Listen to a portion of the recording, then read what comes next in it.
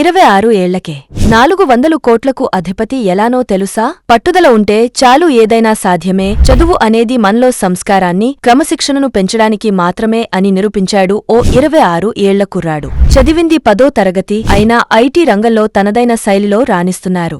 IT రంగంలో రాణించాలంటే degree పట్టాలతో పనిలేదని, ఇంతకీ ఎవరతను? తెలుసుకుందాం రండి. అతనే అస్సాం రాష్ట్రానికి చెందిన కషన్ బగారియా. 10వ తరగతితో తన చదువుని ఆపేశారు.